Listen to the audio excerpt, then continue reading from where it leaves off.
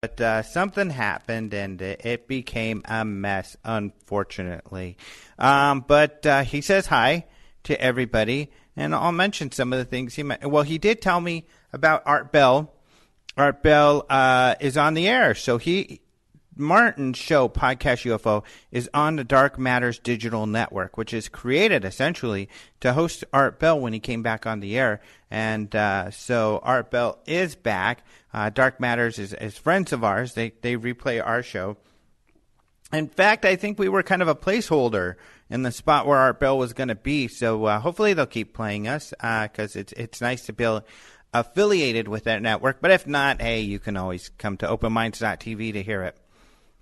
But Martin says he listened and that the sound quality was incredible. So Keith, their engineer, I had spoken with him, and he said they were using some new technology. And I think this was in my Art Bell story about how they were using some new technology. And I guess it sounded crystal clear. They had some tests with people all over the country. So last night was like a test show, and then the real show starts tonight. So Martin said that. He also mentioned that I guess they got somehow a ad or a mention in Times Square. So that's kind of crazy, kind of cool. Somebody must be an Art Bell fan there that handles that. It looked like it was a PR Newswire kind of release scrolling thing. So that's kind of cool. So that's great. Otherwise, I guess I'll tell you about our guest. Our guest is really cool tonight. It is Curt Collins. And we'll talk to Curt about how he got into UFOs. But what's great about Curt is that he's a very careful researcher and a bit of a skeptic, in a lot of cases. But he'll talk about why he got interested into UFO research. He was part of the Roswell Slides research group. So I probably mentioned his name several times when we talked about the Roswell Slides. But we will talk a little bit about that, but not too much. We're going to talk more about another case that he's gotten into. In fact, he started a website and really got involved when he was investigating the Cash Landrum UFO sighting. This is a really cool sighting that took place many years ago where three people, two women and a young man, who came across this UFO on a remote road in Texas. And this thing burned them. It somehow created these physiological effects that they had. They got sick, really terrible. Their car got extremely hot. We'll talk about some of the strangeness. It then floated away above and flew off. But there were a bunch of helicopters supposedly following it. And this whole thing is extremely mysterious. So we're going to talk to Curt about that and his research, which is really great. In fact, he created a website called Blue Blurry Lines, where he has all of this research. And he's got a lot of great stuff on his website. So we're going to talk about him. I'm really excited to talk about him. And like I thought, the interview turned out really great. So I think you guys are going to enjoy this. But first, talking about UFO news. So UFOs in the news.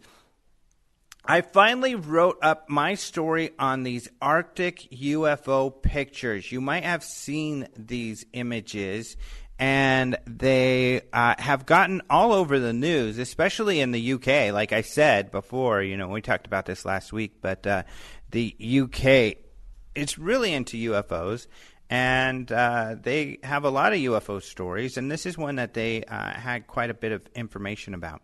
So what happened is this guy named Alex Mistretta found these pictures, he says, he got them from an anonymous European source. Then someone told him that these pictures were also posted in a French magazine called Top Secret. He did say, he went and looked and said, yeah, indeed, they are the same pictures. He then asked Greenwald and wrote to Greenwald, John Greenwald of theblackvault.com, and said, will you post these pictures? And he hoped that Greenwald and others could help him find more about the images. He also wrote what he knew about them. He says that his anonymous source told him that the photos were taken from a United States Navy submarine. The location was between Iceland and Jan Mayen Island in the Atlantic Ocean. Jan Mayen, I guess, belongs to Norway, but we have a map here. You'll see it's close to the Antarctic and, out there in the middle of nowhere all by itself. But This was supposedly in March of 1971 when they took these pictures. The Navy sub was the USS Trepang. There was an admiral on board, he says, called Dean Reynolds Sackett, and another officer, John Kilka, who supposedly was a guy who spotted these UFOs in the periscope. Greenwald looked into it, and he found that indeed the Trepang was in that area in March 1971, that Sackett and Kilka were also on board. So the beginning of this investigation looked really good. So what they wanted to do is get a hold of Sackett and Kilka. They enlisted the help of Steve Murillo, and this is a guy who runs the UFO and Paranormal Research Society in Los Angeles. So he used to hold be in charge of the MUFON meetings out in Los Angeles before Denise Marcel. We found that out, recently when we interviewed Denise. But now he wanted to expand the group into more paranormal, so he has this meetup about paranormal stuff. The reason they contacted him is that he's a former Navy pilot. Well, Murillo was able to get contact information for Sackett and Kilka. Murillo contacted Sackett, and Mistretta contacted Kilka. And the guy said, yeah, we were in the Trepang at that time in that area, just like John Greenwald had found. But they said we did not see anything strange, nor to their knowledge did anybody else see anything strange. So they said it's not true that Kilka saw these things and took pictures of them. They thought the pictures were strange and didn't know what were in the pictures, but it wasn't them. So Mistretta says he's convinced that they were telling the truth. And he says now that he's confident in saying that the Trepang was not involved with these photographs. So that's kind of a bummer that, that part did not pan out, and some of the information that came with the photos is not accurate. John Greenwald did some more searching because he felt that the images in the photos kind of looked like Zeppelins, and he found that in the early 1900s, indeed, they did use these large balloons, the Navy did, and he found images. I also found an image where there was a large kind of cigar-shaped balloon, but also kind of a weirder kind of V-shaped one, which we do see in these images. So really it seems like these balloons are what's in the images, but the images are really good. They're definitely from a periscope. You can tell that. And it looks like they're using these things for target practice, and they're firing on them. Whether or not these pictures were from the early 1900s or 1970s, it's hard to say. They are, they're great pictures. They're in color. I guess it's possible they were colorized, but you'll have to take a picture and look. So the question is, are they a complete hoax? Is this or what's going on with these pictures? And they're still looking into them. In fact, Mistretta is going to speak tomorrow at Murillo's paranormal group to talk more about this in Los Angeles. And at openminds.tv, in our story on this, I have a link to his meetup. So if you want to go and you're in the LA area, you can find out more information at openminds.tv. What else I wrote about this, and Greenwald agrees, is that what's disappointing is that the media coverage has not included the investigation. All it says is that here's some great pictures. They supposedly come from the Navy. Is this proof of aliens? Real sensationalistic type of information and headlines. And it's unfortunate because I think the real story here is the great investigation that was done by Mistretta and Greenwald and Murillo. And it demonstrates that UFO researchers are not just a bunch of goofballs. A lot of them are careful researchers looking for the truth. So I think it's frustrating that the news stories about this did not cover that. Those dirty, rotten scoundrels. No. I think that the media, as we've talked about before, should do their due diligence around this. So we've talked about it before. In fact, last week we talked about the Welsh government talking about Klingon, answering a UFO question in Klingon, and the media covering that, and, it allows them to kind of make fun of everything. And, in fact, Nick Pope had tweeted that, this was the sort of tactics he used when he worked for the UK government looking for UFOs. And we interviewed Nick Pope about this, and you can see that interview on the Open Minds TV YouTube page. You can also see this at openminds.tv, and this is on our latest UFO report, the Open Minds UFO report videos that we do.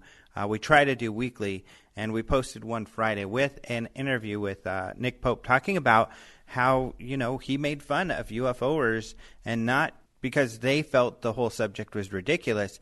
On the contrary, he says that they felt, that this topic was very important. So it's a great interview we got. You can even see Nick Pope speaking some Klingon.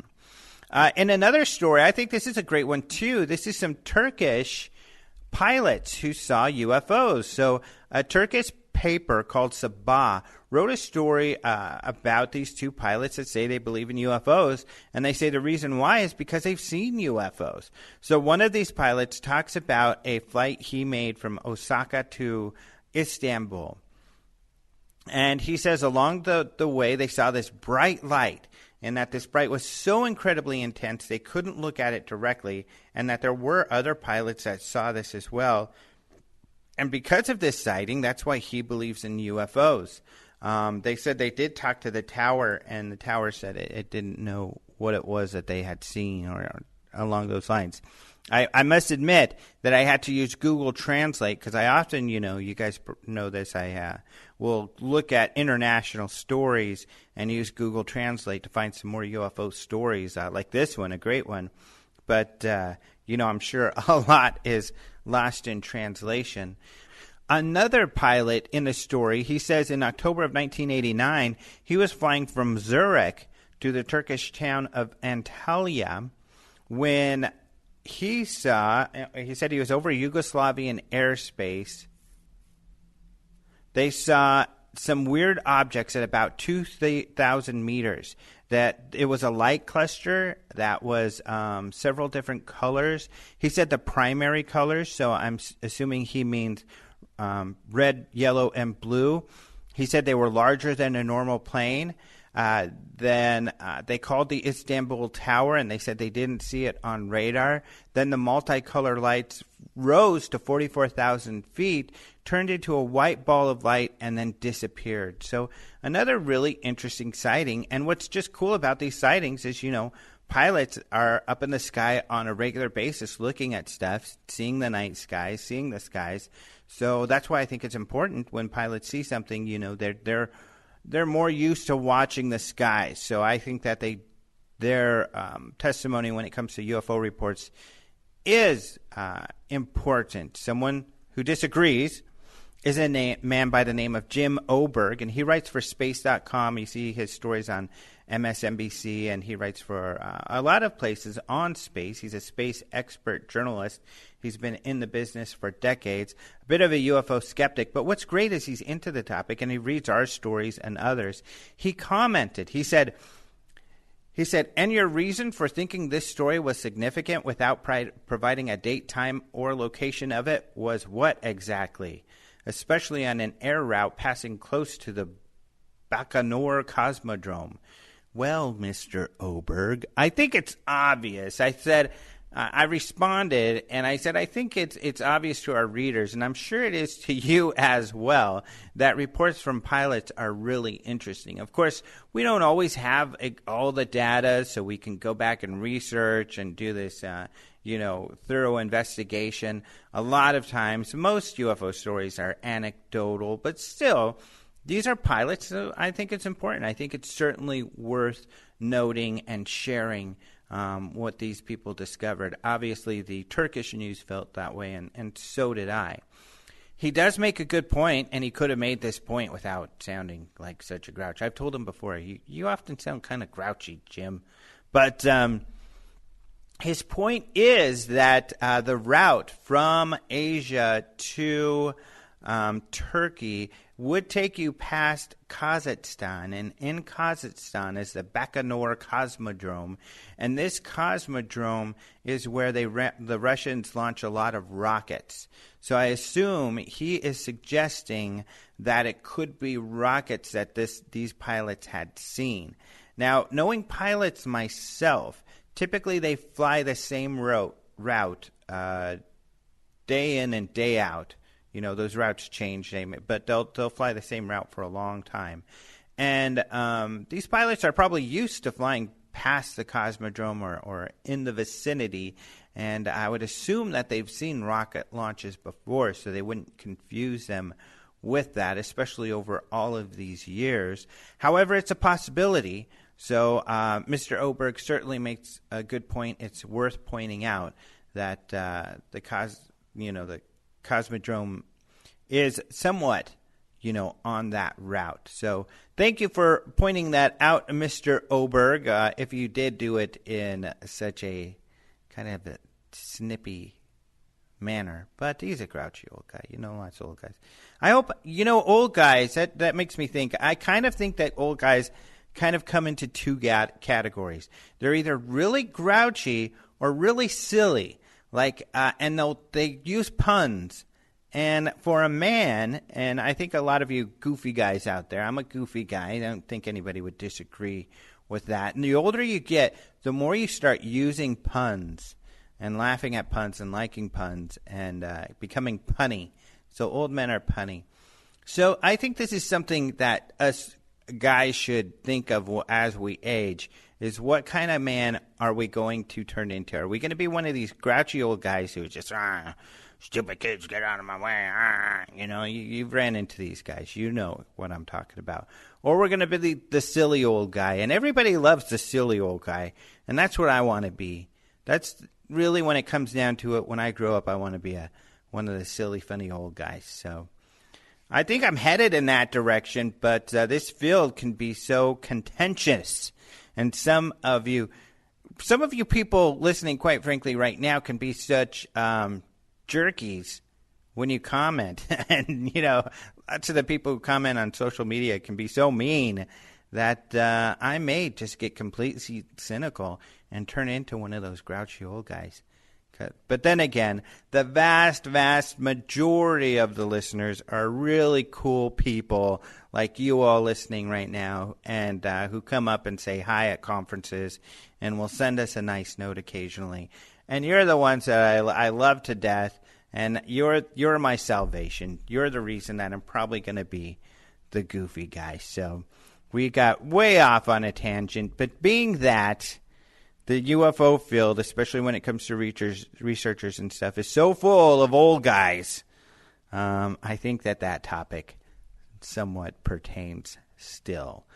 But let's go ahead and talk to a younger guy. He's not so much old. Curt Collins, our interviewee. And speaking of someone who's headed to old guy in that direction is Martin Willis, who unfortunately we had problems and couldn't connect. But thank you anyway, Martin. And, of course, he has podcast UFO. He's actually driving, and he's near New York City, and he's driving to go visit Ray Stanford, who's going to be the guy he's going to interview on Wednesday. So you could check that out on the Art Bell Dark Matters Network on Wednesday. So that's what's going down, people. That's the news, the UFO news. You can find more at openminds.tv. But without further ado, let's speak with Curt Collins. I am very excited. I know, and I always make fun of myself. I always say I'm so very excited to have someone on the show. And I was excited last week. I was excited the week before, and I'm excited this week to have Curt Collins on the show. Hello, Curt. Hello. I was wondering, just as far as titles go, it seems in the past you've talked about how you haven't been in this long, but I think of you as a UFO researcher. Would you mind if I called you that? No, that's as good a title as any. Yeah, let's go with that. Great, because really you are, I think. So, but let's get into kind of how you got involved with this stuff. And for people who don't know about you and your work, they're going to learn a lot more about that. I've mentioned you on the show several times before, especially in regards to the Roswell slides. But, we'll get into all of this. To begin with, I guess, let's talk about when you did start, diving into all of this and what inspired that. Well, there was an initial childhood interest in UFOs and all sorts of mysterious things. I grew up in the 60s, and there were a lot of things happening, and I wasn't aware of like the Condon Committee and Blue Book shutting down and that sort of things, but and some of the things also in the 70s, like certainly the news coverage of the Travis Walton case, and here in Mississippi, the Pascagoula abduction case. That was huge news locally and nationally as well. So there were a lot of things, and other mysteries, from Jack the Ripper, Bigfoot, all sorts of paranormal things were really big in the 70s, and you couldn't avoid it. But the UFO interest kind of stuck with me all my life. Mm-hmm. So I know you're, which I appreciate, very skeptical. You take a skeptical approach to all of this, and someone else that does that listeners would be familiar with her is Mark D'Antonio. And if you didn't know better, you would think there was no UFO case that Mark D'Antonio believes, but of course he's very into all of this. Now, do you believe there is a genuine phenomena? I do. Or mystery? Yes, I think so. Now I can't define it. I think there's unfortunately there is a lot of fakery and fraud and that really confuses the issue. I mean, it's almost like it's we know there's serial video hoaxers out there, and there have been people that claim to have served on Mars and all sorts of wild things that's outlandish, and there's not a shred of evidence for. But there are enough genuine cases, even like the Blue Book report. The reports themselves are really interesting. I don't always agree with the analysis. Sometimes they're just really quick to explain things away. But the reports themselves were made by credible observers. And in some cases, you got radar and in rare cases, photographs, things to examine. But there's something to this. Even I'm even interested in the psychological aspect of sometimes the things that can be identified. They can still have a big effect on people. Mm-hmm. Right, I agree. So I guess when I first started noticing your work was when you started posting in the UFO Updates forum. I guess it was online, and now it's in Facebook. It's not its own page. But and you started posting a lot about the Cash Landrum case, for which, and I believe that is what inspired you to put up your website, Blueberry Lines. Is that correct? That's right. And to back that up a little bit, I became interested in the UFOs more, renewed my interest really in about 2011. And I'd seen this film. It was a documentary on Gray Barker. And it was really interesting because he seemed to have a genuine interest in UFOs, but he was also involved in a number of UFO hoaxes. And in the film, his friend and collaborator, James Mosley, was featured. And he published Saucer Smear. And I said, I couldn't get in touch with Gray Barker and find out much about him, but Jim Mosley seemed to be pretty accessible. So I started writing to him, and to my surprise, he gave me a phone call back instead of returning my letter, and I got to be, eventually got to be friends with him, pen pals and phone pals, and he just had a wealth of information. I mean, he just knew just about everyone in the field, and had all this experience, and had done his own personal investigations. And that's eventually he was writing a story on the Cash Landrum case, and he asked me to dig up some background material, and that's where I initially became involved in the case. Oh, I see. That's really interesting, and I love this stuff. I mean, James Mosley, Saucer Smear, for people who don't know, and practically nobody. In fact, there will be a very small, I would guess maybe even one or two people listening to this show who even got this Saucer Smear, but you can find some online.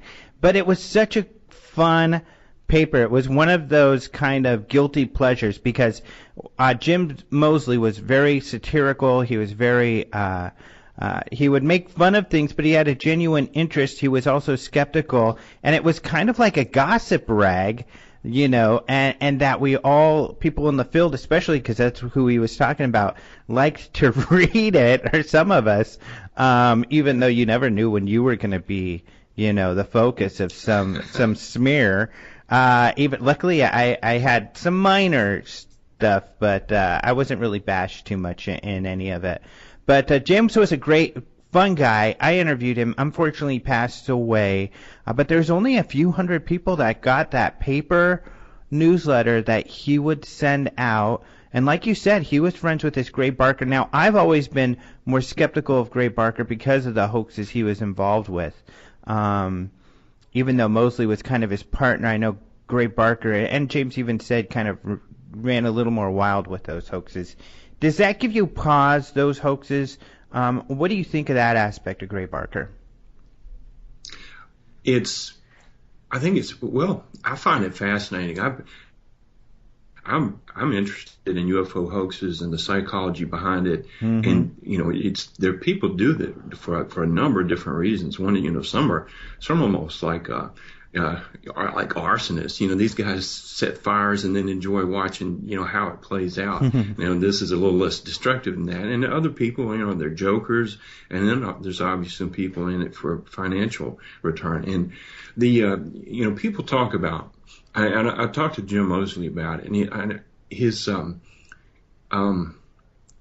to agree that the reputation that Barker had as a hoaxer was a little overstated, because really what he did was he mostly, I don't know if I want to say repackaged exactly, but he tended to take stories, and a lot of them were from the early contactees, and he would publish them, but he also added literary flourishes and some dramatic touches, and I don't think he fabricated in most cases, but there were other cases in his magazine where there were stories that were just totally fiction.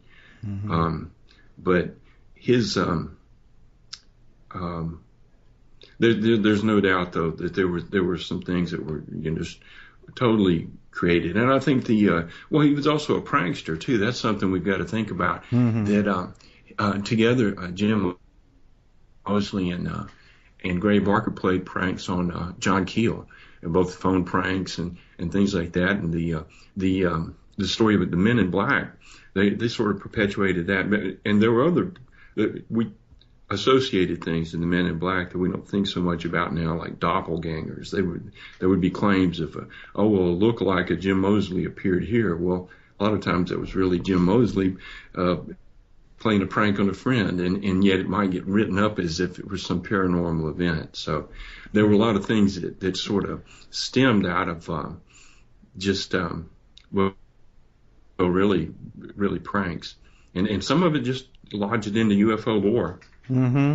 Yeah, we'll get more into this, I guess, a little later, but I guess some of what they did, too, and I think it concerns you. It concerns a lot of people in the UFO Updates forum, especially with recent events, which we'll get into.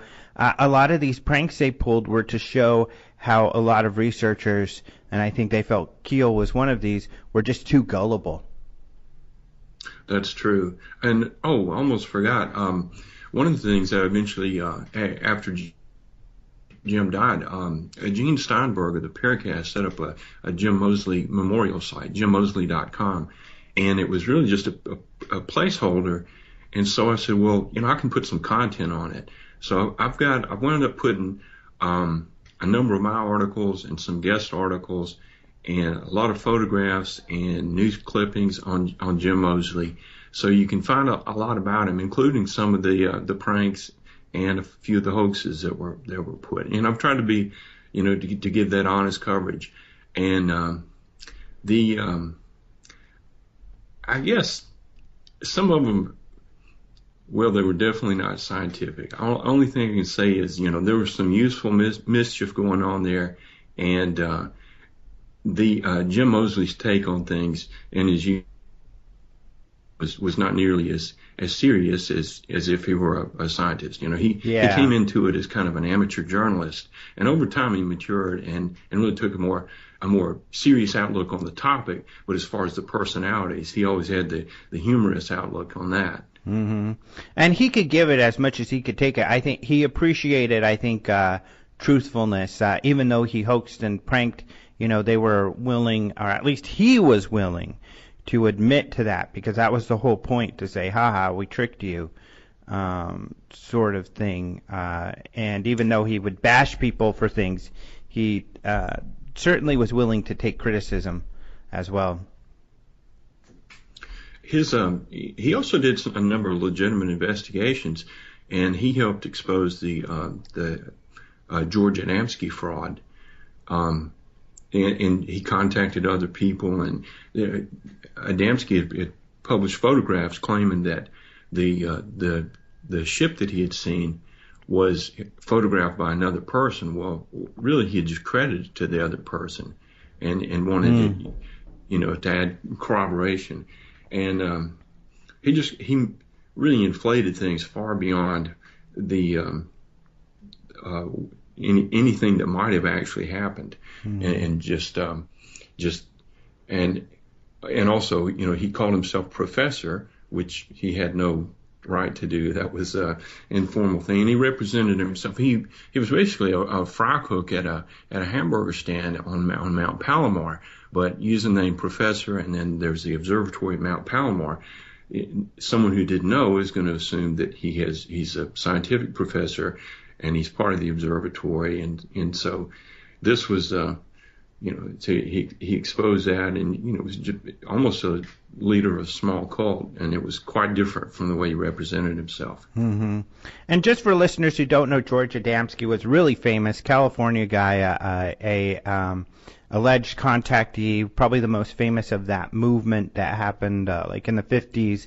And the pictures of his UFOs are iconic now, with those three little balls on the bottom. Not too dissimilar from what Bob Lazar says they look like, but you could look that up. But I do want to get it more into your research, and I do want to talk about Cash Landrum, which is such an interesting case. And I was wondering if maybe to start off, if you could kind of explain those events in a nutshell. That might be difficult for you, but as best as possible. Well, I guess rather than really describe it, I'll just kind of identify it.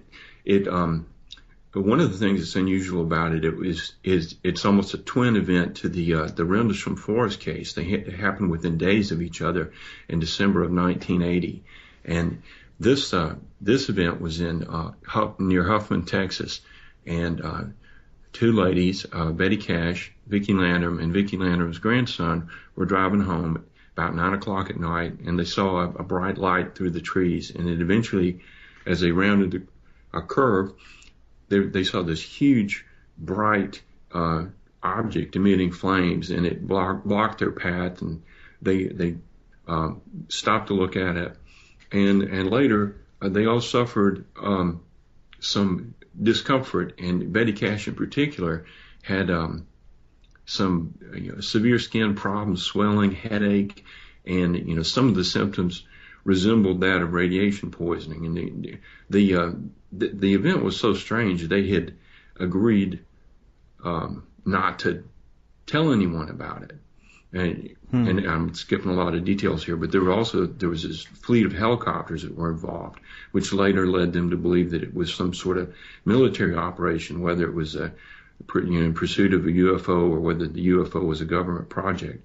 But Betty was hospitalized for several weeks, and the doctors had no clue as to what was wrong with her. Ran all sorts of tests, and it was only it was Colby that actually told that the UFO could have been the cause of it. So, and there were several phases to the story, but I'll stop here and see if you have a particular question. Yeah, I think the events of when they stopped and observed the craft were really interesting, and you could correct me and clarify, but essentially I think one of them got out of the car, and then they was the dashboard melting or just really hot, and they were feeling this extreme heat, correct? That's right. The object was producing both extreme light and heat, and it seemed to be it was flame-like exhaust, whether it was flames or plasma, we're not real sure, but they later described it as flames, and the car, they had to shield their eyes from the brightness of it, and the car became hot, and it's confusing about just when the dashboard was it wasn't completely melted, but it became softened from the heat. And at some point, Vicki Lanham had reached out with her hands and pressed, and it left an impression in the. Now this wasn't like putting your hands in cement; it wasn't that distinct, but it yielded to the pressure of her hand, and it left a permanent impression. And when Betty Cash got back, she stayed outside to look at it the longest. Colby was about 7 years old. He was frightened, and Vicki got in the car to comfort and shelter him. Betty stayed outside a bit longer, trying to see what the object was. It was so bright they really couldn't determine what it was, to make out the shape of it. And when she got back in the car, because Vicki was calling for her, because she wanted to, let's get away from here, but they couldn't. They were blocked. But when Betty reached for the car handle, it was so hot that she had to use her coat to open the handle. And and once they got back inside, it eventually lifted off. But the interior of the car was somehow heated, and they had to turn on the air conditioner. And this was it was a mild Texas winter, but it was about 40 degrees outside. Well, they had to turn on the air conditioning to cool off the car. Wow. And so was it as they left that they saw something like 6 or 7, was it helicopters, large helicopters fly by? That is a little bit confusing because the boy Colby said he saw helicopters from the time they first saw the UFOs, but the ladies seemed to see them later, and it was initially I think they were fairly far off, because in the original testimony they weren't sure if they were helicopters or planes or what, but as they went down the road they encountered, because it was kind of a winding path, they saw the helicopters much more closely, following the UFO. And part of the reason they could catch up with it was the UFO was described by them as almost they use words like that it hovered, that it floated, and it flew away slowly. So this wasn't like a flying saucer zipping around. This almost had more of a, you could speculate, with that it was balloon-like, or anti-gravity or what, but it wasn't a rapid flight, and so the helicopters were able to pace it. And so from the second location, that's where they got a really good look at the helicopters, and you could see that they had they didn't know what kind they were, but there were CH-47s, which are huge, bigger than a bus, and they have the two rotors on top. And so they got they were silhouetted from the light. They couldn't see markings on them or fine details like that, but they got a good look. And also there was huge noise from the helicopters themselves. And speaking of noise, the UFO was emitting some sort of series of beeps, and there was also some kind of roaring. Well, I'm trying to think. There was a sound they described as more like a whooshing of air brakes, and I think that was associated with a jet of flames. So there's an indication from that it was something mechanical. It wasn't like just some cloud of plasma or something like that. That it was a physical, mechanical object. Mm-hmm. And now I believe all suffered from medical effects they believe were a result of this sighting. Is that correct? That's controversial. But one of the things we have to remember in this case was that it was almost 2 months later before it was really reported. Betty went into the hospital about 3 days later, and it was only once she finally told her doctor several weeks later, and then the doctor insisted that she report it. So she reported it to, it was Vicki Landrum, who, it was only Betty Cash that was hospitalized, first of all. Let me back up there. Vicki and Colby their symptoms were such that they were able to take care of themselves at home, and they reported, and see, their injuries are not well documented, but they had flu-like symptoms, and also red skin as if they'd been sunburned, and their eyes were affected by the brightness. And Vicki Landrum had gone to her eye doctor, and he'd been given a new set of glasses, new prescription, and also he noted that her eyes seemed to have suffered, from some sort of injuries from a lot of brightness. Mm-hmm. And so now in your investigation, I mean, what's a lot of people, the old timer UFO guys who know of this case and have looked at it. John Schuessler, who was the director of MUFON and one of the founders of MUFON, he was actually a mentor of mine. He wrote a book about it. I know was involved in the case, and he believes it was not a human craft. But there is some debate that if it seemed to have radioactive properties, or if this is radiation they suffered from, that perhaps this was some sort of nuclear-powered experimental craft, especially given the helicopters. I don't know if you know this. You probably do. I've interviewed John Alexander, the Army colonel, retired, and about this case. He thinks it was extraterrestrial and that the helicopters weren't real, that they were projections by this craft somehow. So a lot of opinions out there as to what it was.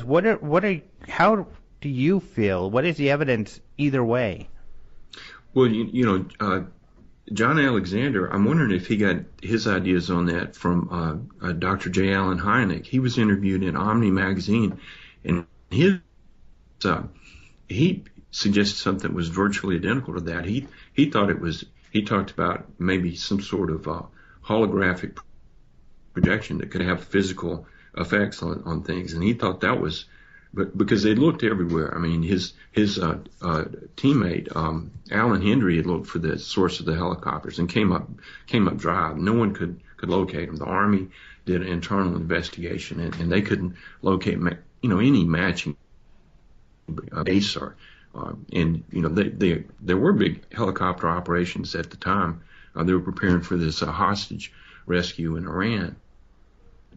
So they were running training missions, but not during this. This would have been during the Christmas to New Year's holiday, and the bases were like basically a skeleton crew. So it's very perplexing. But so I don't know, that is so speculative and goes into, just because you can't find a source of helicopters. I'm not ready to go into alien mental or holographic projections, but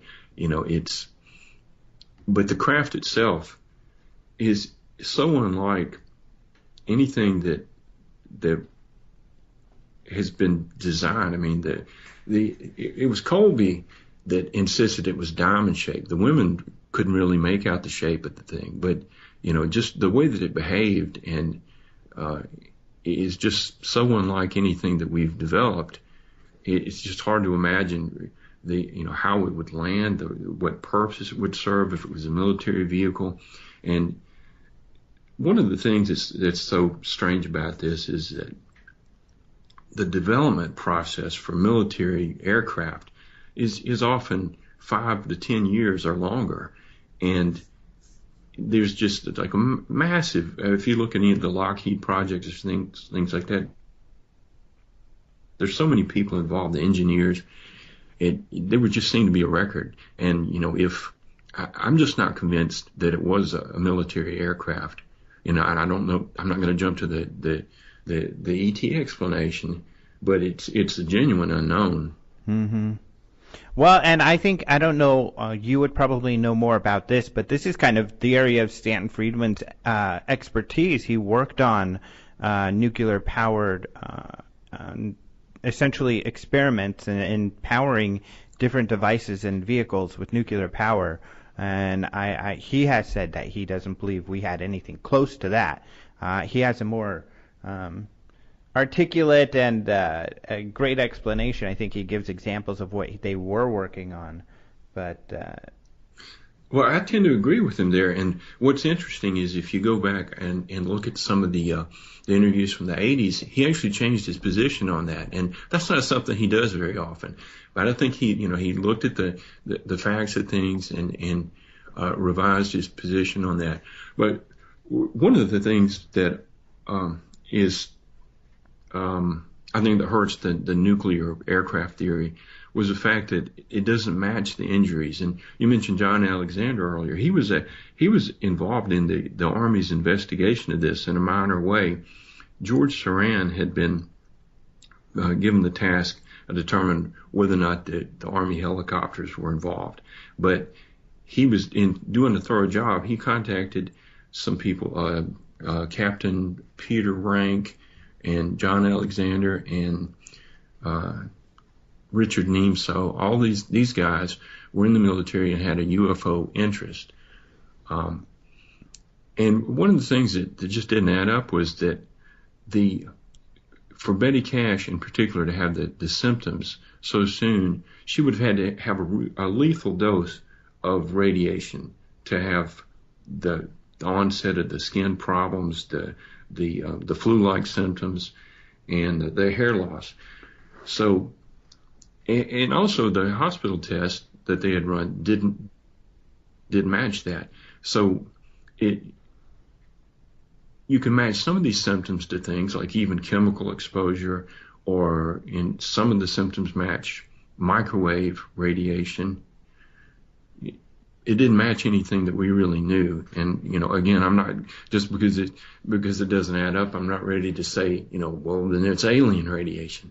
But there's so many things in this case, like the helicopters and the nature of the radiation, that you can get like three pieces that start to fit together and looks like, okay, we've got this. And then, but when you add the other pieces, they contradict, and you're just left with puzzle. But the event seemed genuine. Certainly the effect on the witnesses was genuine. But, we're left with these conflicting details, and it's hopefully there's still some information out there, whether it's going to be from helicopter pilots or some records that haven't been released.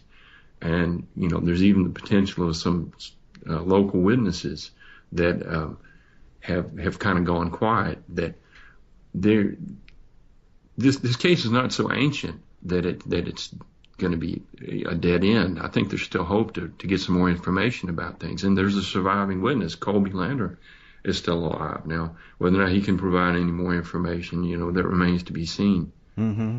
What did their doctors feel happened, or were what was the diagnosis?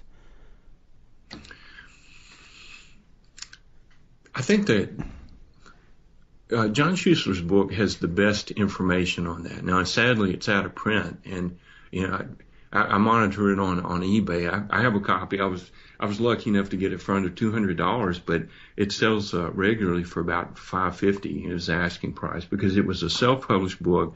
It had a limited print run. I'm not sure, maybe 1,000 or 2 copies, so it's pretty rare. But it's mainly a compilation of his reports, and in the back of it there are a number of photographs and documents. There are not medical reports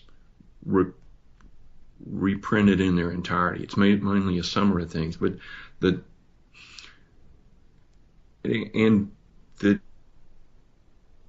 doctors refer to Betty Cash's skin problems as things like, now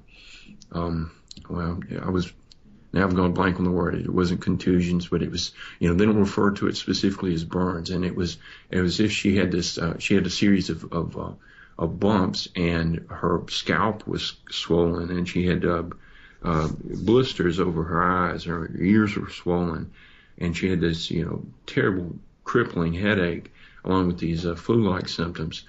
But what they didn't, and they ran blood tests, but they didn't determine radiation poisoning. So, whatever happened, it wasn't something as simple as like walking by an open nuclear reactor. It was something far more complex than that. But the thing is, even though the injuries are puzzling, they correspond to the UFO sighting. They're medically documented. It's just, we're left with kind of some puzzling details. And what's frustrating is the fact that Colby and Vicky weren't admitted to the hospital. They were treated. Now, one interesting thing is the media has played a big role in this case from the very beginning. And it was a tabloid newspaper, the Weekly World News, that broke the story. Now, the Weekly World News is known for like ridiculous stuff like Bat Boy, but in its early days, it was fairly straightforward, and they did actually a pretty good job of reporting this case. Other than some kind of sensational language, the details of the story were spot on, and that caused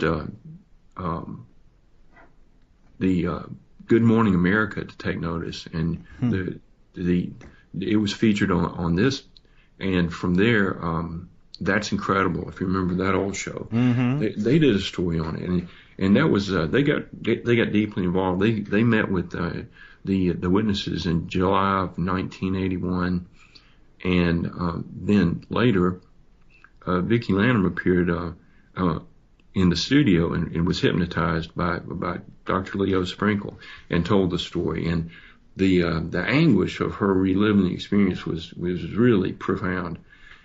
And the thing is, hypnosis, as we know, it's not a method of getting to the truth, and it can kind of, I think it did accurately reflect her experience and the way that it felt. But it's just, if you don't have the information, she can't tell you the nature of the craft if she didn't see it. She can't tell you who was inside or what it was, just from hypnosis. You can be made to speculate. But it was from during this show. One of the things they did that was unique. They got they couldn't get the hospital that had examined Betty to talk about it, but they took. I'm not sure if Colby was examined, but both Betty and Vicky were examined at the Methodist Memorial Hospital, and one of the doctors that examined them talked about it, and all they could really say was that the skin conditions and things resembled radiation exposure. They couldn't say definitely, but it was.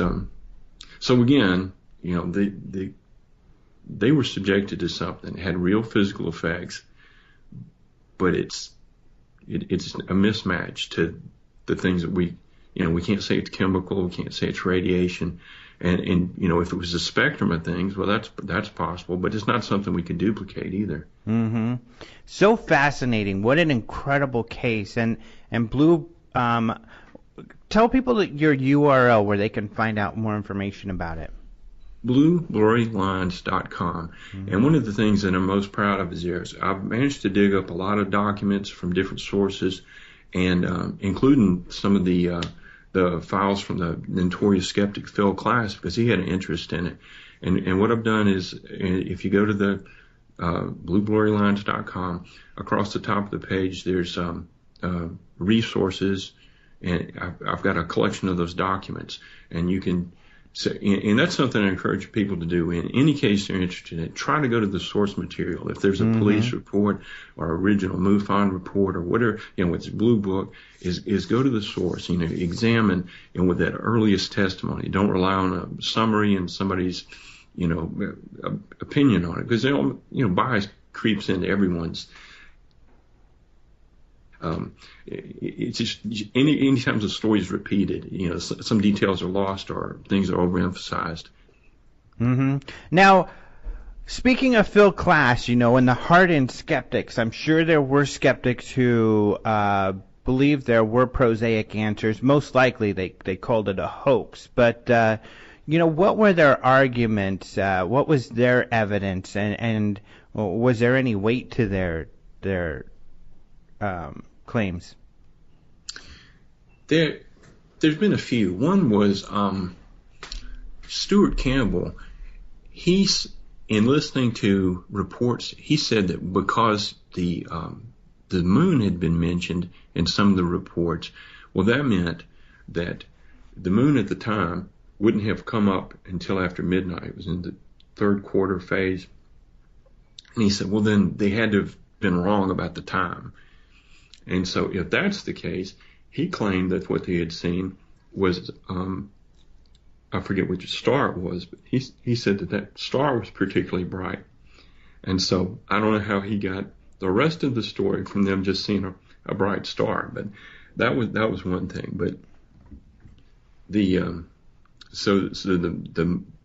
moon part was definitely in error. I think that was probably in when they were trying to, when John Schuessler was trying to describe how the helicopters were visible, he was talking about the light from the city and the glow from the moon. Well, the moon wasn't up, so that was just a mistake. And as far as Phil Klass, he relied a lot on information from Gary Posner. He's not as well known these days, but he's a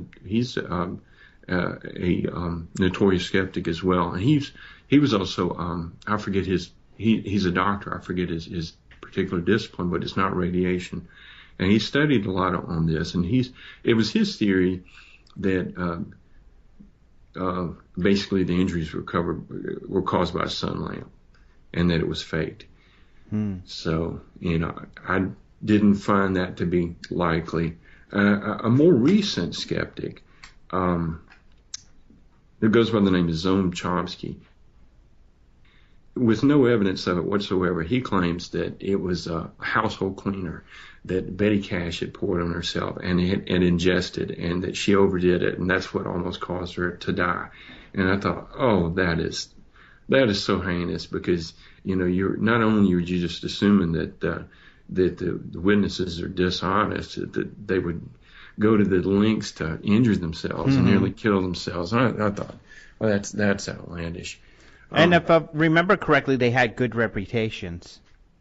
Well, they did. And something interesting about that, John Schuessler took a close interest in this case, became friends with him. He even described his relation to him as kind of being a rabbi for him. He was sort of a liaison of the press, and he investigated the case personally, and tried to get help for him. I think, in a sense, he probably got too personally involved, and I think he may have kind of lost some objectivity there. But there's no doubt that they, the little bit of help that they got, he's responsible for seeing that. And he, if nothing else, they didn't get satisfaction, but they did get some comfort from having their story told. And for the most part, they were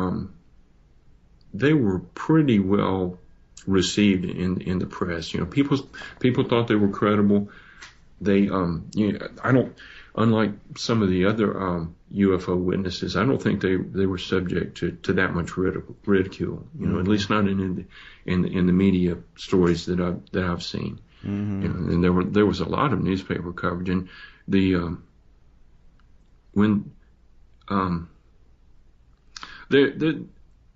was a long legal battle too, and that's kind of a long story, but that's documented. But ultimately was thrown out of court because there was insufficient evidence.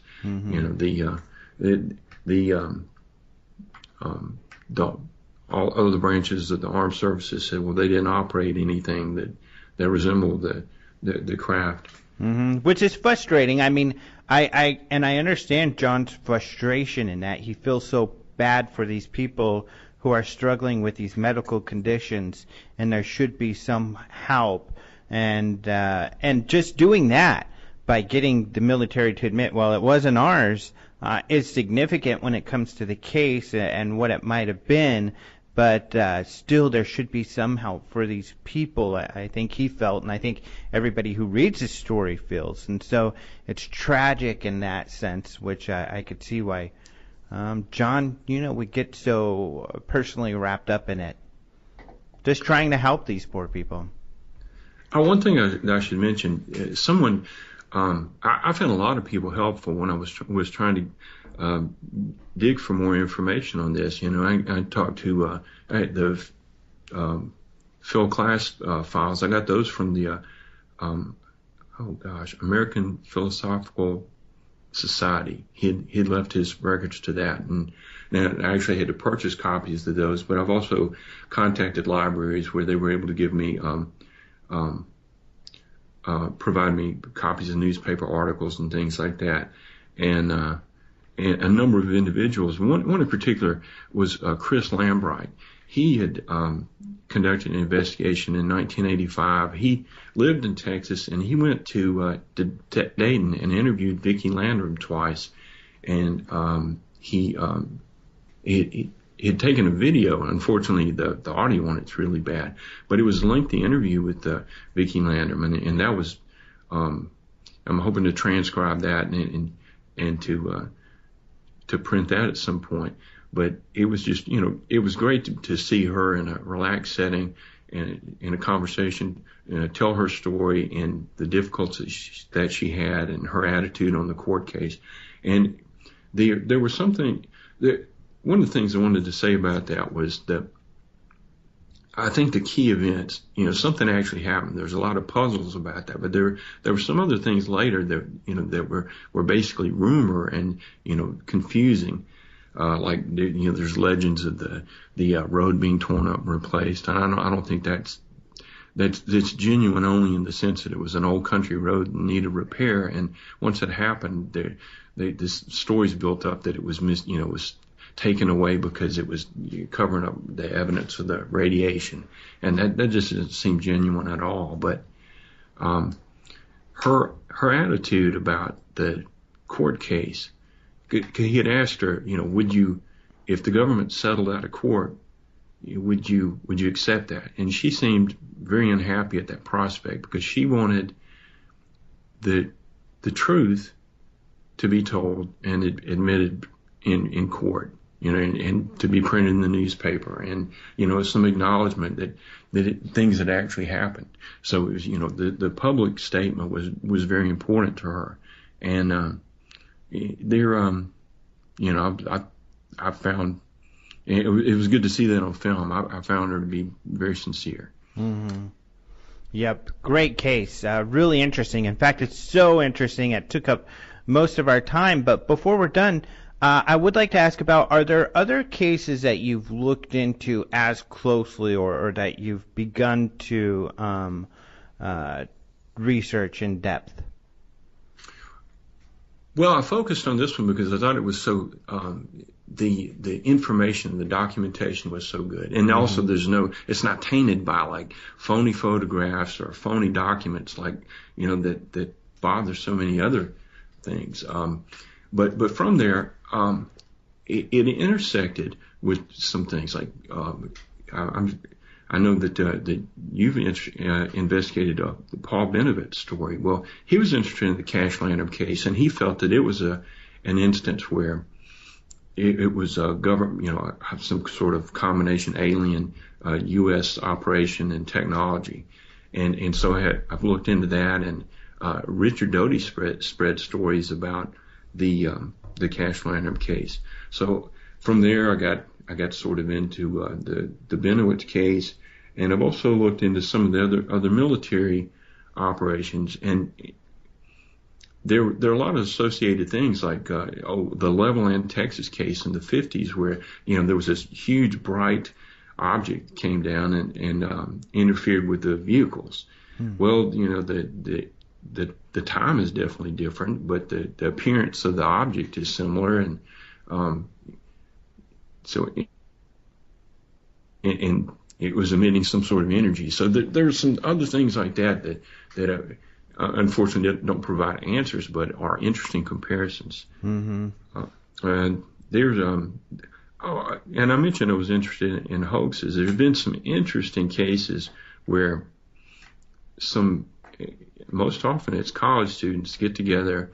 There was one in Caltech, and this was right after the famous swamp gas incident, and they came up with a fairly sophisticated balloon, had lights on it, and what made their hoax unique was they had basically radar chaff. I think it was strips of foil, so that not only would it be seen, but it would be tracked on radar.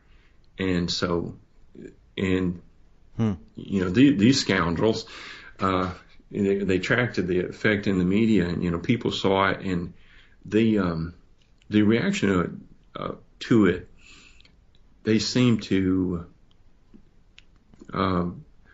ascribe behavior to it that a balloon couldn't do, like it zipping off. And one woman who saw it said that when it was near, she felt the smell of perfume. So, it was an interesting psychological test that it could bring out these things that just, clearly the balloon couldn't do. So was this like late 50s or? This would have been 67, I believe. Oh, okay. Yeah, and so, but that was that was just one case. That one was more sophisticated a hoax than, because most of the time it's just like some hot air balloons or something like that, and people will see them, and it's very confusing because people can have these this same sense of wonder that you see from a genuine unknown and they can become as convinced that they've seen something, and once you have that feeling, and they say, oh well, no, this is a advertising airplane or a hot air balloon or something. Well, they can remain convinced, and this emotional reaction is hard to override. I want to ask you before we're done, not that I think it's a hoax. I don't know that you do either, but the Roswell slides, of course, it's been beaten to death on my show and by others. But you were one of the members of the Roswell slides research group. The group that you guys did.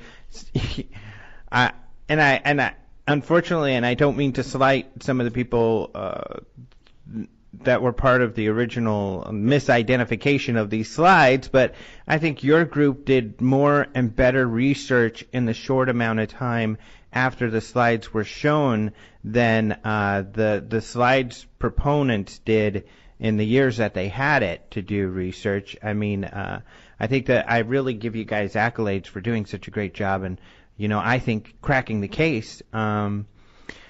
You with just a number of other people. It's a long list of people, so it's hard to remember all the names. But when you got involved with that, I mean, do you feel that was a hoax, and what prompted you to get so involved with that?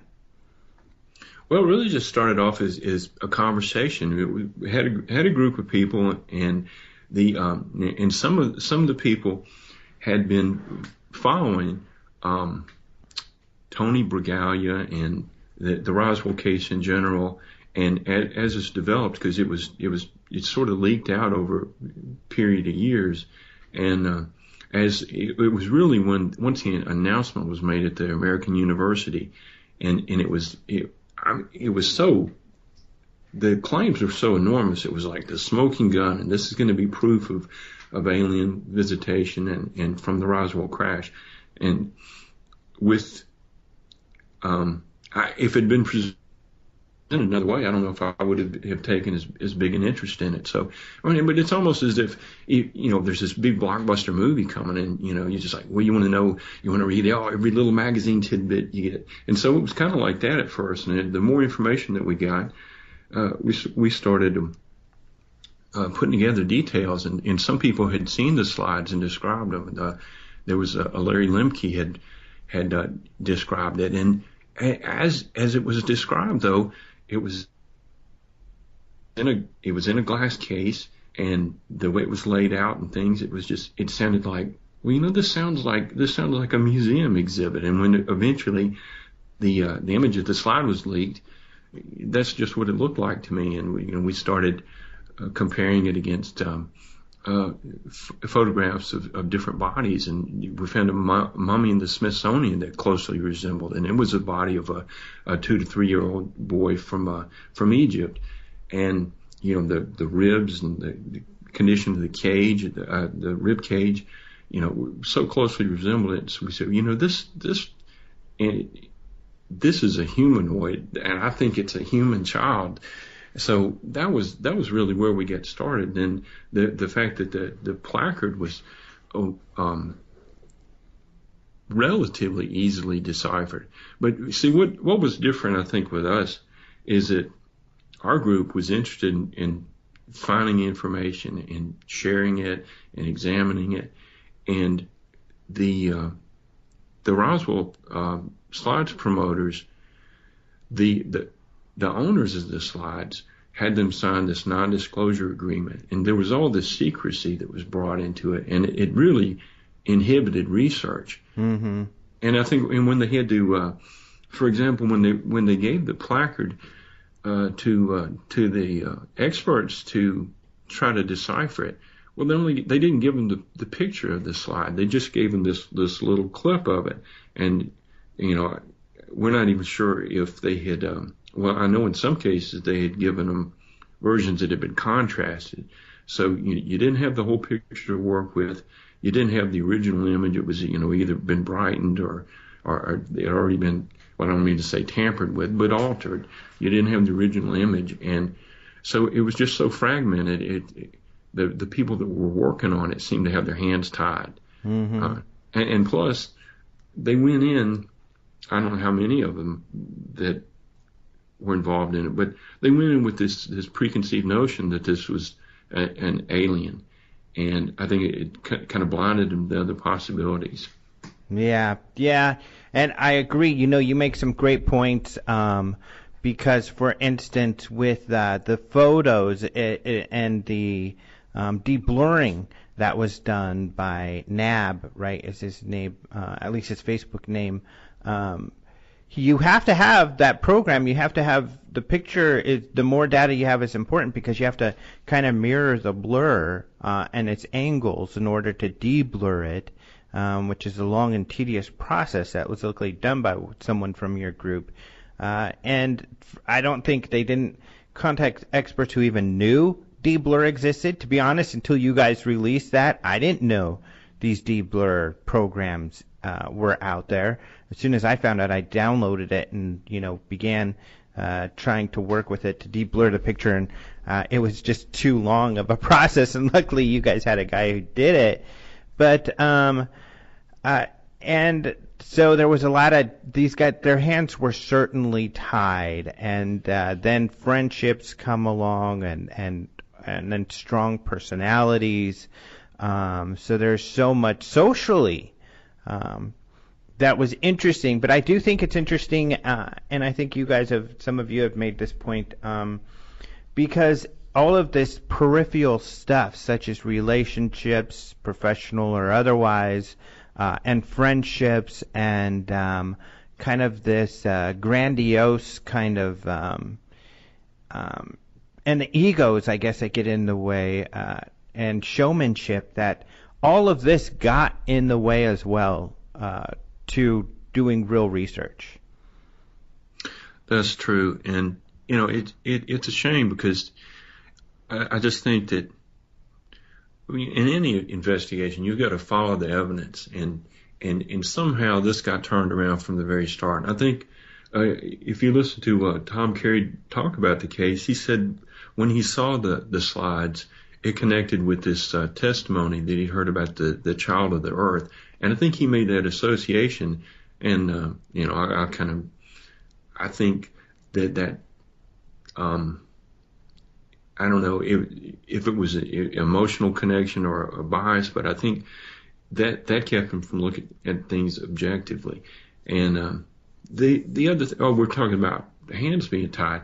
Well, even when the experts or consultants, I don't know if we should call them experts, when they were brought in, they were given digital copies. No, except for I think the Kodak analyst that helped authenticate things. I think he's one of the few people that actually saw the original slides, and everybody else was working from digital copies. And as we know now, the images were blurred. So anyone that was trying to examine this, and they said, hey, look, and I think that they said, hey, tell me about this alien picture, and that they went in with this preconceived notion. And you can look now at the shelves and see there's double images of the holes in the shelves, so know the whole body is also blurred, so some of the details are not that clear. But it's just puzzling to me that some of the other things in the photographs, like there are other little signs available that are facing the other way, and you can see, especially in the darker of the two photographs, you can see part of a bench in the background. It just doesn't match the setting of a military or scientific examination where they would have been taking this precious specimen. Mm-hmm. And I say it with all due respect that I when I see the photos, don't understand myself how someone could think it was anything other than a museum display. I just don't see it at all. And that's where I come from, and I don't mean to be, because I have a great respect, especially for Don Schmidt. I love Don Schmidt. I think I've said that several times. He's a friend.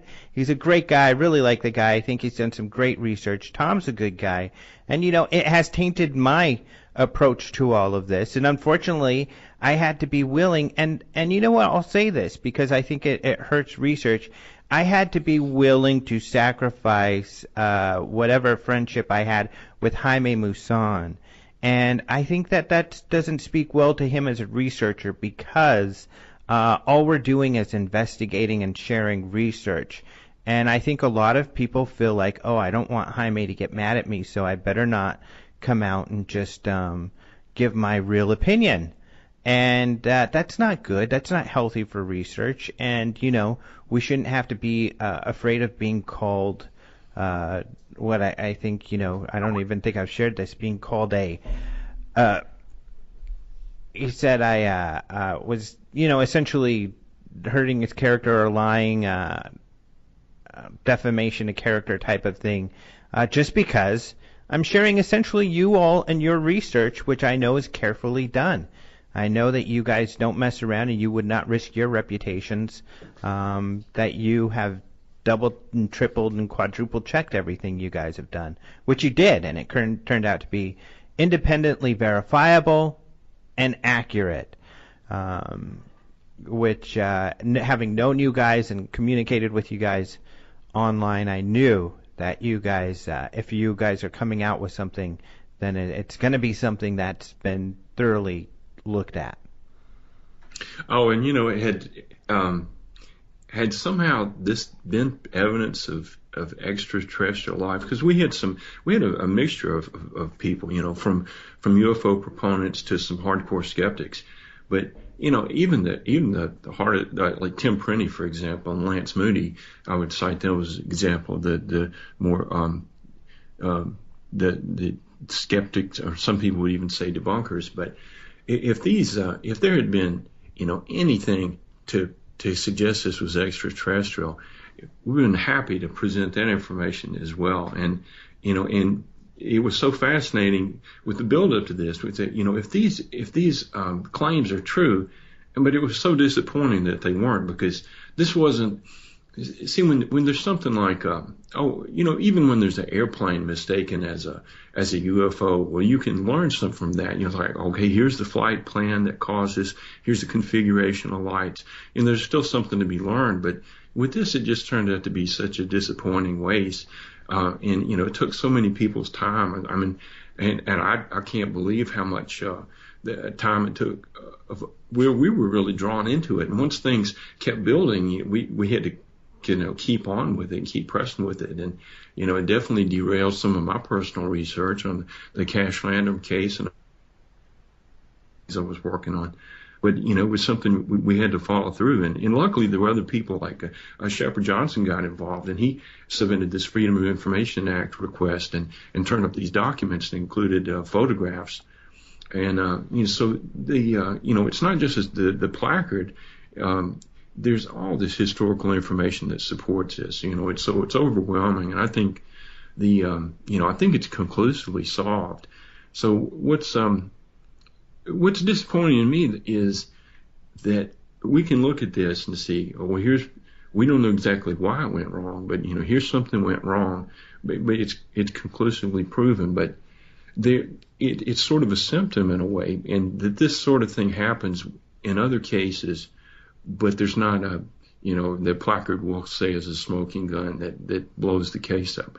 There are other things that we don't have this, but there are other things that need to be looked at, just about as hard. And when this happens, I think people need to acknowledge it, say, here's what went wrong, and you let it go, and you admit it, face facts, and it doesn't destroy ufology. Mm-hmm. It should, it stings, but it should make things stronger. It's like, if you can weed stuff out like this and keep it from happening again, and bring it more of a scientific approach to things, and examine things from as many disciplines you can. It's like I know a lot of UFO cases are very they're almost intangible, but there's things that can be examined. If you can prove something happened at a location, and see what holds up, and what is strong enough to withstand scientific examination, and keep investigating those things. And these iffy things and blurry photographs and questionable material, I think that it's a huge drain on people's resources, and it can really mislead people. Right. Yeah. Well, I know you probably read and listened to every single thing, and there was a lot out there about this case, at least coming from the main characters involved. But the good thing for me is at least when I get to highlight some of the good work done by all of the people out there, and this is where we should take this, I think, as researchers.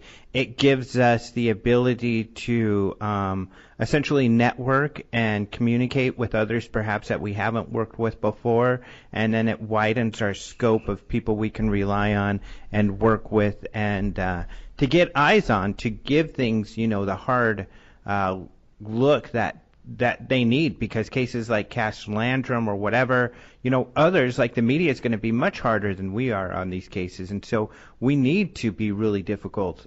We need to take a hard look at all of this if we want to present it as something that is credible. And I think that is the goal of, ultimately is to get this out and to demonstrate to the mainstream that, there's a real phenomena. That's true. And, I mentioned Blue Book a couple of times. There's some great cases in there, but they're not necessarily sexy. Sometimes there's just, there's this object that appeared, there were several witnesses, but it's not, it's not like a Hollywood movie script. It doesn't, it's basically like a hit and run or a flyby. You see it, you get a good look. You see that it's not an earthly aircraft, and that can be sort of documented, but there's just the information's limited. So there's definitely things that are worthy of research, but there's too much.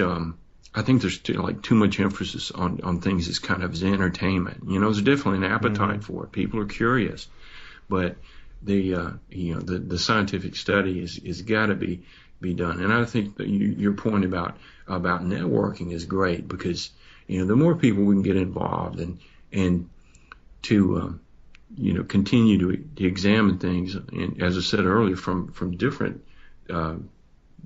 perspectives, different scientific disciplines. I think that's something that could be encouraging. I would definitely like for more mainstream scientists to become interested. And I'm not sure quite how we lure things in, but the presenting clean cases, stripped of the sensationalism, is one way to begin that. Exactly. So we've gone a bit over, and I want to ask you one last question before we leave, and that is, where does the name Blue Blurry Lines come from? It is my first choice was taken, and so was my second.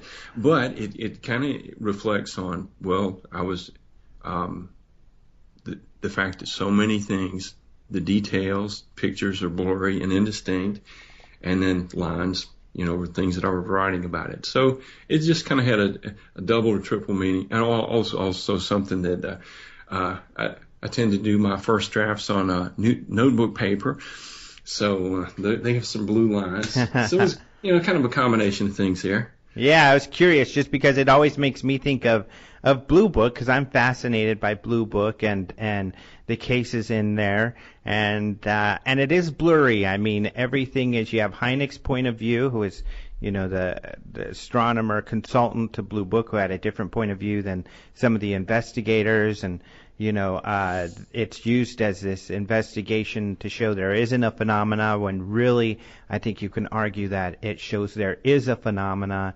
And so it's a blue blurry line to me, Blue Book. So that's what I always think of it as. I was curious what your original intent was. I have a closing thought for you. Okay, great. This is advice. First of all, if you're interested in UFOs, you better have a huge tolerance for ambiguity. There's a lot of things that are going to be unsolved. You got these conflicting details.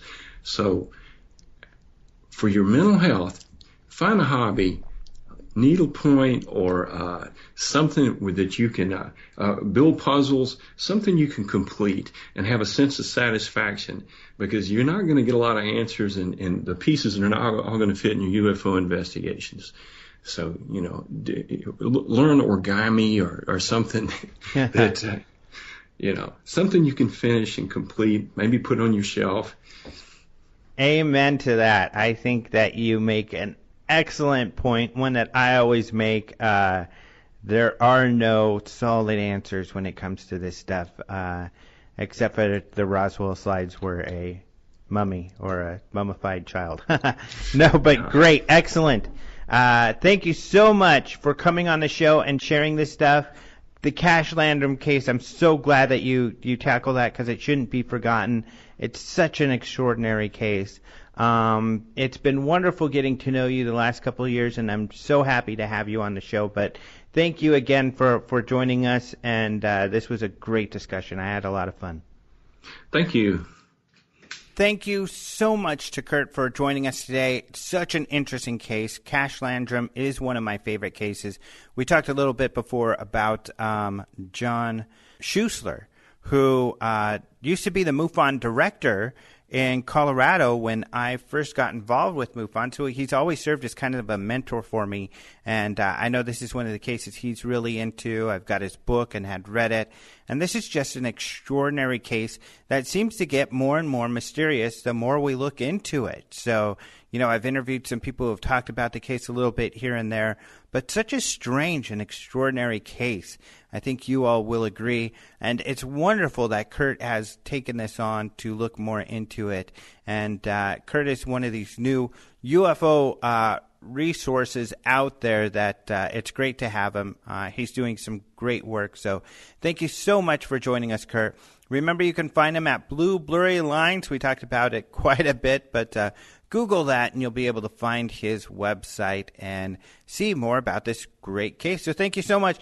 Thank you to Martin Willis for trying to connect with us earlier for the show. We actually did talk for a little while, and then it kind of went offline, and unfortunately couldn't get it working. So thank you so much to Martin. Of course, he does podcast UFO, and he'll join us again next week, assuming we have a show next week. I'm sure we will, but you never know, people. It's just it's such a fast and furious, industry, this UFO thing, so you never know. But you can find all of the stories that we talked about at openminds.tv. You can also find the latest Open Minds UFO Report, which is a YouTube, web series that we're doing, bringing you UFO news on a weekly basis via video. So, like I said, we talked about on this last one, the Welsh government responding to the UFO questions in Klingon, and we interviewed Nick Pope, who used to work for the UK Ministry of Defence, because one of those questions that they responded to was asking whether the Welsh government worked with the Ministry of Defense. So we talked to Nick about a lot of stuff related to that on the interview. So you can check that out at openminds.tv. You'll also find more information about the UFO Congress. We'll be posting information about speakers soon. I just like to be really, really careful. I like to have all the paperwork in hand before we post the speakers, because I want to be sure it's rock solid, so I don't post a speaker and then something happens and they can't make it. So I want to have it rock solid before I do that. And I like to have at least, at least half the speakers are around that to post at once. You can see, boom, wow, look at all these cool people. And it is a lot of cool people who are going to be coming to the conference. What's cool about our conference is UFO researchers come even if they're not speaking. So like Stanton Friedman, I know will be there this year. Travis Walton comes every year.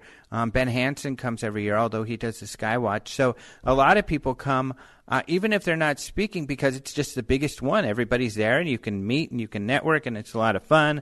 You can get a lot of people who are interested in the topic if you have some books to sell or something like that. So our conference is always a lot of fun, and we'll have speakers up soon. I got to tell you, though, every year the rooms sell out at the Host Hotel sooner and sooner, and already, oh my gosh, earlier than ever, we're going to be sold out of rooms. So be sure and reserve a room right now. Remember, you don't have to put money down to reserve a room. So go reserve your room as soon as possible, so you have that taken care of, even if you haven't registered yet. But you'll want to register, too, at least by October 1st, because that's when you get the cheap rates and you get the best deals. I did tell you guys, too, we had a World UFO Day actually sale on tickets, and we had a lot of people take advantage of that, which was really smart, because that way you could get tickets for even cheaper. So right now is where the tickets are at the lowest, and we've got more registrations than ever already. So everything's looking great. And I want to thank you all who have registered, who come to the conference every year, or if you've only been once. Thank you all for joining us. I know many others have wanted to join us and haven't had the opportunity. So hopefully this year is the year. We're going to have a great lineup. You can trust me on that. And I'll tell you more about that as time comes. So openminds.tv. Also, if you're not on our email newsletter, we're trying to send emails on a bi-weekly basis to update you guys on what's going on with the website, what's going on with Open Minds UFO Report, what's going on with Open Minds UFO Radio, and also what's going on with the UFO Congress. So we want to keep you up to date on everything, whatever your interest is. Hopefully it's everything. So go to openminds.tv. In the upper right-hand corner, you're going to see a little box there where you can put in your email address and submit it, and then join our email list so you can get those bi-weekly emails. You can also just email us at contact@openminds.tv. You can email us for anything to that, and I get that, and I can, and the rest of us do, so we can address any of your concerns, or be sure to get you on the email list that way. So again, I want to thank Caleb Hanks, who does the opening and close music. You can find his information on the radio page at openminds.tv. He does something called the Curt Chronicles, where he posts this music for free. But he also has a comic book there that is really cool. He's an artist. This guy is just so creative. And he's funny. This guy's hilarious, but he's an artist. His comic book is more serious, but you can find all of his work there. I want to thank him very much for the opening.